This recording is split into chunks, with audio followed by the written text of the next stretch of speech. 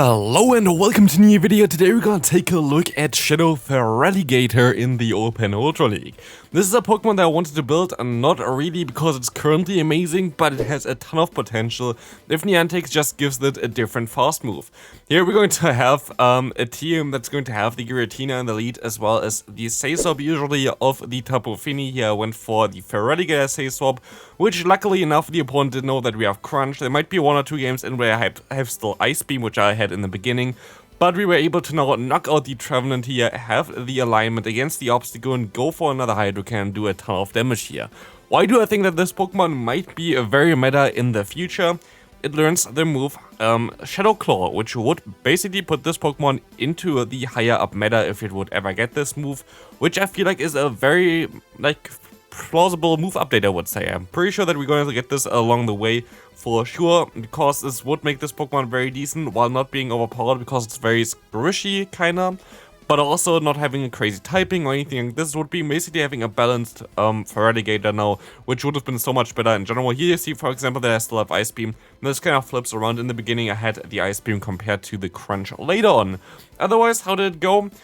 Of course, I didn't climb with a Feraligatr in the Open Ultra League. This is kinda difficult right now. Honestly, especially if you have complete hard counter matchups, which I had a ton. You're going to see here the best matches that I had with this team. I just want to say that clear here again. I'm not going to try to sell anything where I say, oh my god, Feraligatr, the best Pokemon, and you have to build immediately. Surely not, but it's still a fun Pokemon to use right now. And definitely something that you can build if you have one already, but it really needs just one fast move update for Shadow Clone would become basically top meta.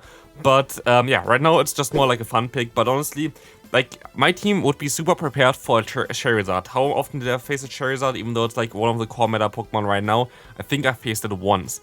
My main team idea was to try to bait out the Virizion, so I can then sweep endgame with the waterfall damage of the Feraligatr. Guess how many Virizion I faced? Usually they're in the lead currently because there are several teams going around where this Pokemon is in the lead. I faced, I think, one where I used my Feraligatr as Sayswap because they had a Warren in the lead, and my other Sayswap, the Tapu Fini, would be the better answer for Warren, so I went for the weaker answer. And basically got hard locked into it while I tried to bait them out, usually with a Tapu Fini here, as you can see, that he uses as a Sayswap here. And like, honestly, the amount of times I got hardwalled, the amount of times I had like frame drops, the amount of times my opponent got a debuff from a 10% chance on a Moonblast back to back, I just didn't have a good day. I just didn't have a good day. Basically everything went wrong for me this day. So yeah, of course I can't expect to win a lot of games for the Feraligatr, which is ranked 370 I think currently in the Open Ultra League. But honestly, like, the day I had just the craziest, unluckiest matchups. It was wild. Honestly, it was wild. I was so happy to be done with my games, to be fair, because I just felt like everything was just trolling me at some point. But here, at least we're going to still have some kind of chance, hopefully. After my opponent got, I think, 3 debuffs back to back with their Zap Cannon, we're going to now encounter the opponent's Cobalion, where we can at least go ahead and go for one Hydro Cannon, which they're going to shield up. But I might be able to reach another one in time, and I definitely do reach another one in time here, which will allow us to knock them out. But of course they still have the Pidgeot in the back, so we're going to have to keep this one alive. But Pidgeot, of course, again, going to be a little bit tricky to deal with.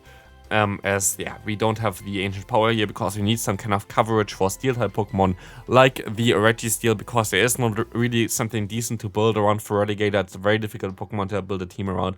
I literally sat there and tried to think about a team for half an hour or something, and I just couldn't figure anything out where I was like half satisfied with.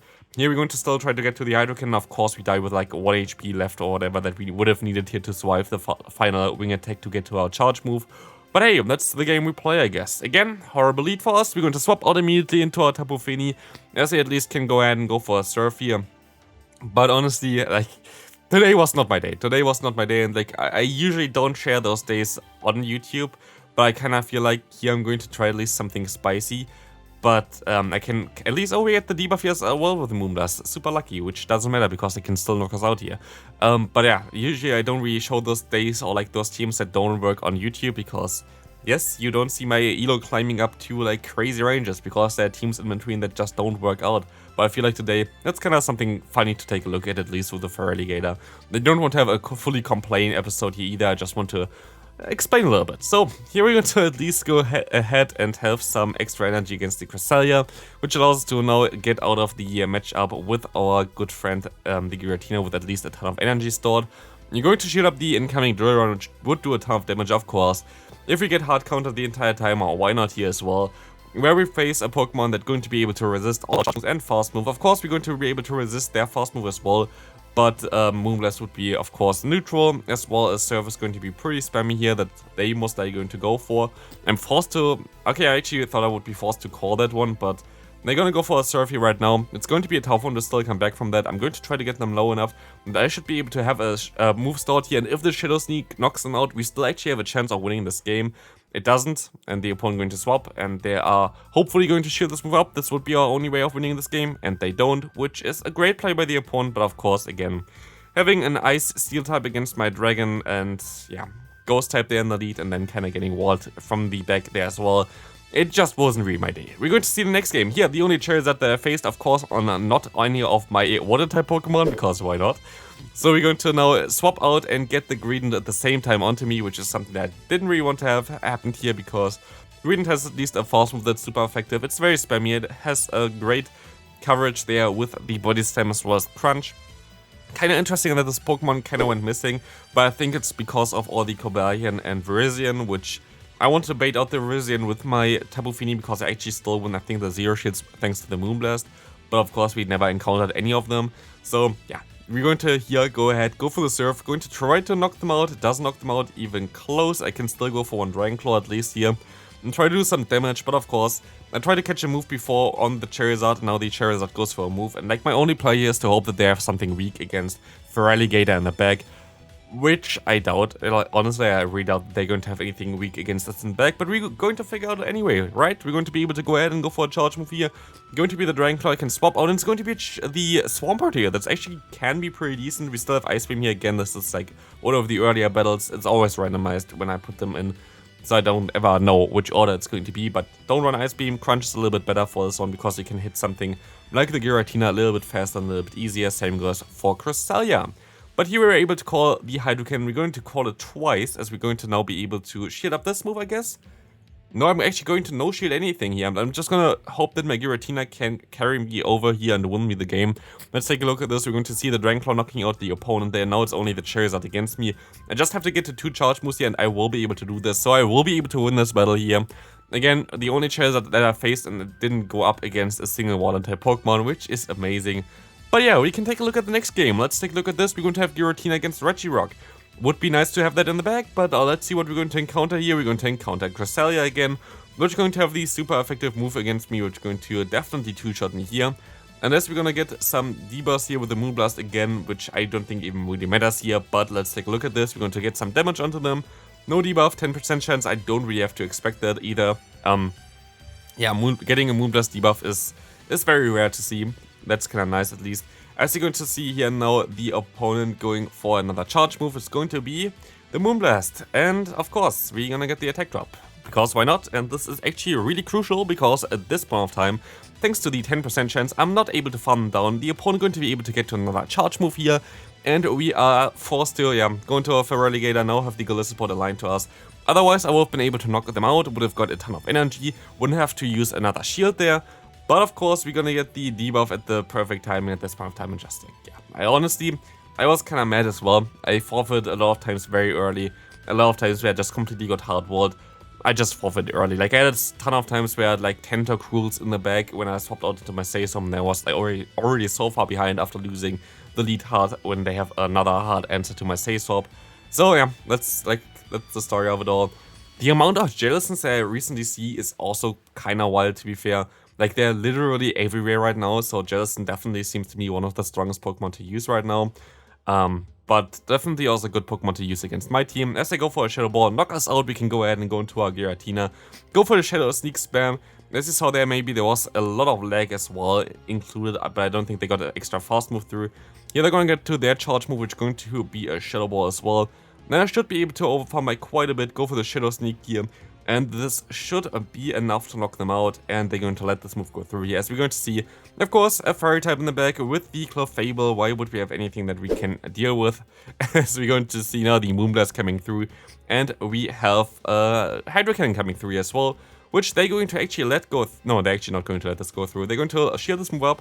Maybe I can still reach one, but they're going to go into the Cobalion, which I hopefully can knock out with this one. So maybe there's still a chance, even though the opponent is definitely warning me here quite decently, as you're going to see the Moonblast coming through, going to knock me out here. Can we still win this game here? We have a Shadow Sneak, this should knock them out, right? It doesn't, but like 2 more fast moves. Of course, 1 HP. Honestly, it's actually kind of nice to, I think, share like experiences like this as well. Because usually you only see like the bright side on YouTube. Of course, I'm also going to lose games of also having teams that just don't work out for me. But yeah, usually I don't really show that. Here today, at least I can show you all of the losses that I have here as well. And those are the better games. Like, you don't even see the games which are forfeited after like half a minute or something because I get completely hard-walled, which also happened quite often, I think like 3 or 4 times, where I literally forfeited after a few seconds. But yeah, here we're going to see the Drapion, which we still have to go for another charge move because they would have got to another charge move themselves. I can knock them out, at least I can realign into a Tapu Fini. That's going to be amazing. I love having Tapu Fini against my Feraligatr. Honestly, like there are so many Pokemon that you actually could theoretically beat with Feraligatr, or in general have a pretty decent matchup. Like the amount of Charizard was pretty common recently, but not when I tried to play it. There were like a lot of Pokemon that I could have been able to definitely deal with a little bit better, but not today, I guess. As the opponent gonna go ahead and go for the shield against my Surf, as they can go for a Moonblast here. We see the Moonblast coming through, and we can try to farm them all the way down. In comes now a Pokemon that I actually didn't expect to see. It's going to be the Dragon Tail Steelix, as I'm going to try to reach for the swap out here, and I die on the Surf.